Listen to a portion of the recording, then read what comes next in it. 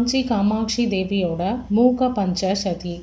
மகா பெரியவாளுக்கு மிகவும் பிடித்தமான ஸ்தோத்திரம். அம்பாளை பற்றிய ஸ்தோத்திர கிரந்தங்களுக்குள் மிகவும் சிறந்தது. இகபர சௌபாகியத்துக்காக தினமும் இதை படிக்கும்படி பரிந்துரை செய்திருக்கிறார். ஸ்தோத்திர வடிவமாக இருப்பதால் நேரம், இடம், தகுதி இது எதுவுமே பார்க்காம எந்த இடத்திலும் எந்த நேரத்திலும் பக்தியோடு இதை பாராயணம் செய்தால் மட்டுமே போதுமானது. இந்த ஸ்தோத்திரம் தோன்றுவதற்கு ஒரு சுவாரஸ்யமான கதை பின்னணியாக சொல்லப்படுகின்றது. மன்னன் போஜராஜன் அவனோட சபையில இருந்த புலவர்கள் கவி காளிதாசன், பவபூதி, வரருச்சி இப்படி பல புலவர்கள் அங்க இருந்தார்கள். இந்த புலவர்கள்ல யார் சிறந்தவர் அப்படின்னு ஒரு சமயம் ஒரு போட்டி ஏற்பட்டது. இதுக்கு தீர்ப்பு சொல்ல அன்னை காளியே அரூபமாக அவையில் எழுந்தருளி பவபூதியும் வரருச்சியுமே சிறந்த கவிஞர்கள் அப்படின்னு சொல்ல, இதனால கோபம் அடைந்த காளிதாசர் அன்னை காளியை நோக்கி,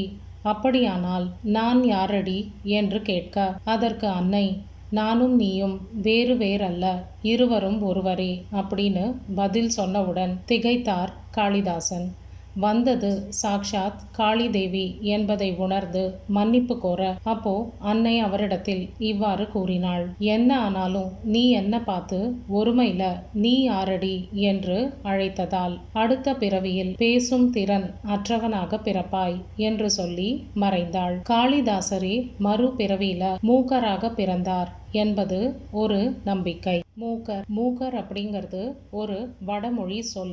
இதோட பொருள் ஊமை. பிறவியிலேயே பேசும் திறன் இல்லாதவராக பிறந்ததால் இவரை மூக்கர் என்று அழைத்தார்கள். சின்ன வயசுலேருந்தே காஞ்சி காமாட்சி அம்மன் கோவில்ல அன்னை மீது பக்தி கொண்டவராக எப்பவுமே அந்த கோவிலுக்குள்ளேயே அமர்ந்திருப்பார் மூக்கர். அன்னையின் சந்நிதியில் அதே சமயத்துல வேறொரு ஞானி அமர்ந்து கடும் தவமும் தியானமும் செய்து கொண்டிருந்தார். அவரோட தவத்தை மெச்சி அன்னை அவருக்கு ஞானம் அருள வேண்டி அவர் முன்னே தோன்றினாள். அப்போ அங்க அமர்ந்திருந்த மூக்கர் அன்னையை கண்டதும் பேச்சு வராம உணர்வு பெருக்கால் பெப்ப என்று சத்தம் எழுப்பினார். அதை கேட்ட அந்த அருகில இருந்த ஞானி தன்னோட தவம் கலைந்த அந்த கோபத்துல கண் விழித்த போது எதிரே நின்ற பெண்ணை பார்த்தார். இந்த பெண் தான் இப்படி ஒரு சத்தம் எழுப்பி என்னோட தவத்தை கலைத்து விட்டாள் அப்படின்னு தவறாக நினைத்து போ போ என்று சீறி விரட்டினார். ஆனா எதிரே இருந்த மூக்கரோ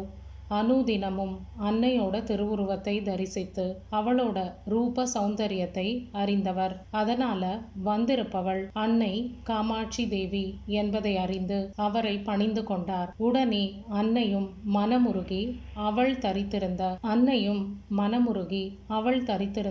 தாம்பூலத்தை மூக்கருக்கு தந்தாள். அதுவரை பேச முடியாம இருந்த மூக்கர் அந்த கணம் முதல் கவி பாடும் வல்லமை பெற்று பேசத் தொடங்கினார். அப்படி அன்னையின் மீது அவர் அருளிய ஸ்தோத்திரம் மூக பஞ்சசதி அல்லது ஸ்துதி சதகம் என்று வழங்கப்படுகின்றது.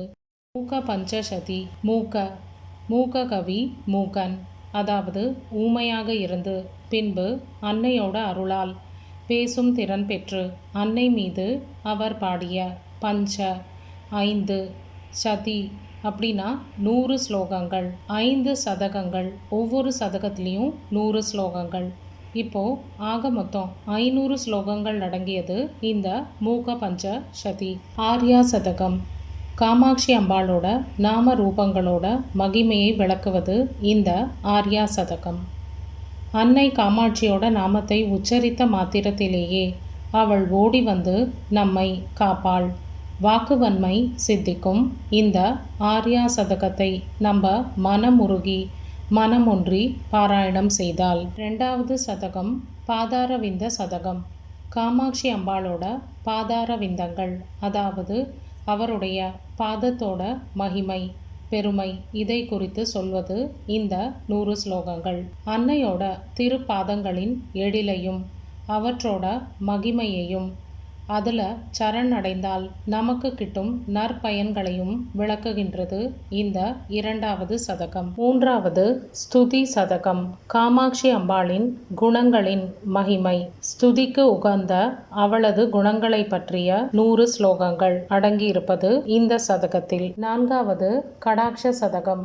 காமாட்சி அம்பாளின் கடாட்ச வீக்ஷண்ய மகிமை. நம்ம எத்தனை தான் சாமியை பார்த்து பார்த்து வணங்கினாலும் ஒரு நொடி பொழுது அம்மா கண் திறந்து நம்மை பார்த்தால் நம்ம கஷ்டங்கள் எல்லாமே தீர்ந்துவிடும். நமக்கு மறுபிறவி இல்லாத அந்த உயர்ந்த நிலையும் கிடைத்துவிடும். கடைசியாக வருவது மந்தஸ்மித சதகம். இதுதான் 5வது சதகம்.